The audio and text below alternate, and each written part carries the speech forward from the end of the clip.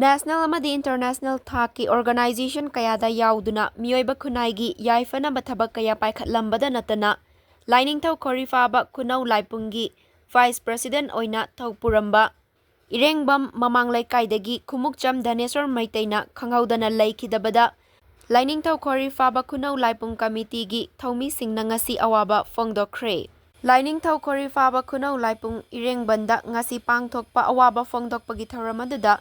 Committee asigi President Khumukcham Jibonna luchingduna thaumi singna leikhidabagi mafamda laisu katun ikai khumnaki loinana minute ani tumina leptuna layoi kraba Khumukcham Dhaneshwar gi thawaina lairamlenda ingna chikna lairunaba taibang sembiba mapuda thauniki ngasi akoi irengbam awangda laiba ibudau khorifabagi irengbam ibudau khorifaba khunau laipungi lai committee gi Vice President की थौपु बिरंबा श्री खुमुकचम धनेश्वर सिंह होकिबा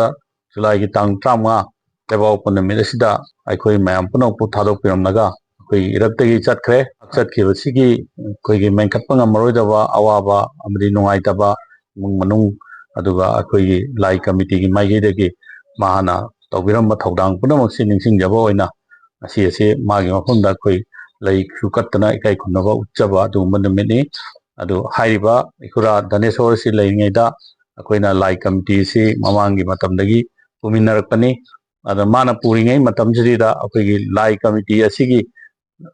लाइगी लाइपुंग हाइजबताई मसिगी लाइपुंग असिगी तोंगान तोंगान म माइबी लोक्संग माइबा Loisang अदुगा अखोइ ngasi उरिबा अकोइबदा लैरिबा अखोइगी मयामगी पोथासंग हाइबतारे लाइगी मसी अकोइबदा सागत पिरमिबो केदोरिबो मयाम से सो मासो अचौबा थौदांग लौबीदना सिगुम्बा यामना खुन लैकाइगी अमदे लाइबुंगी ओइबा मरोइबा थौदांग लौबिरंबा दुंबा खुरानी माना पांथोक पिरंबा थौरम थौदांग मयाम अदो इकाइ खुनबो उच्चदुना अखोइ मयाम खुमदा सिगुम्बा कॉन्डोलेंस से अखोइ पिजबनी मा लैतबदा असकिमति अखोइ ngमफै लैतना नुंगाइतबा अदि इमुंग नुंगना थेंगनावरिबा अवाबदा अखोइ लाइ कमिटीना सरुक याजरी हाइबगा लोइनना मयाम पुनोको खुरुमजरी।